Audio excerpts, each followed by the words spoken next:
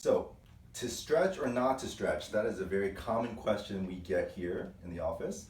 And so I wanted to touch on a few instances where it's good to stretch, and there are times when it's not good to stretch, and it all depends on who you are and what the purpose is.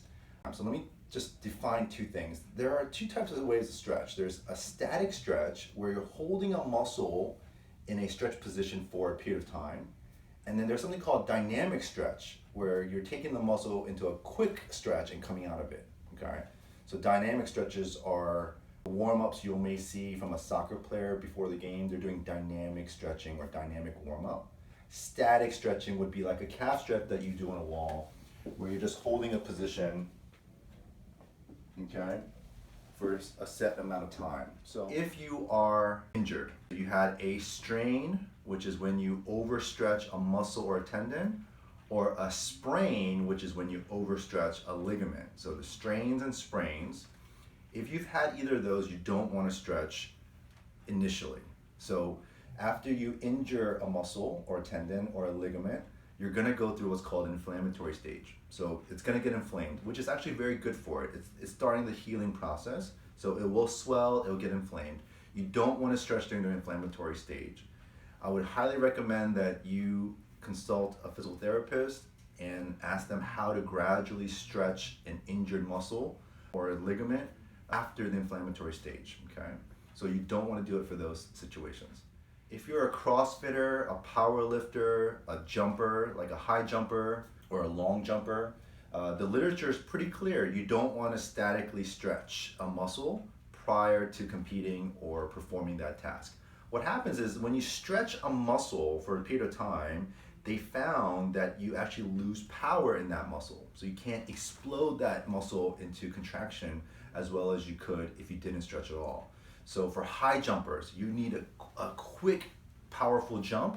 You don't want to stretch statically, and that's pretty clear. If you're a CrossFitter or a power lifter and you're doing a snatch, a quick snatch overhead, that's an explosive maneuver. You don't want to statically stretch. Dynamic stretch is the way to go for you guys. And then there are folks who have what's called adaptively shortened muscles. Adaptive shortening is because you've left the muscle in a shortened position. So if you've been in a sling or a cast, your muscles have adaptively shortened. So if you were in a sling for 4 to 6 weeks, well, guess what? Your biceps are going to be tight. So you want to statically stretch that muscle. So that's okay for folks who have what we call adaptive shortening, because you've been slinged up or sit up for a while. And then there are those who work at a computer all day. A lot of folks who are slouch forward, forward head position, and slouch forward have what we call upper trap tightness, quote unquote tightness.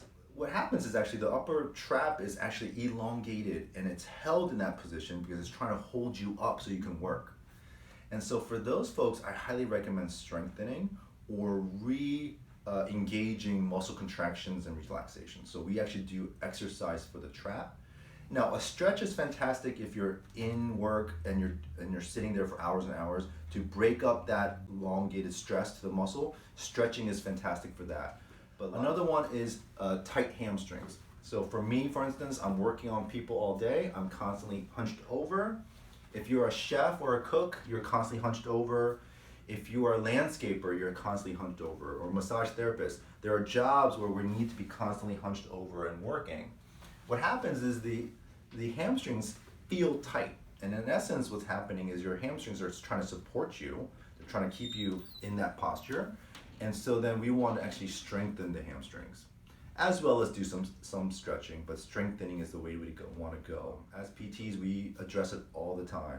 And a lot of us are super tight in the upper shoulders and super tight in our hamstrings just because of the work that we do. We're constantly in a certain position. So we look at that here in the clinic. We recommend some stretches. A lot of times we recommend strengthening. And there are times when we will just tell you what to do pre and post exercise for you CrossFitters out there and you athletes. So, and I hope you enjoy these Ask a PT series that we're making for you guys.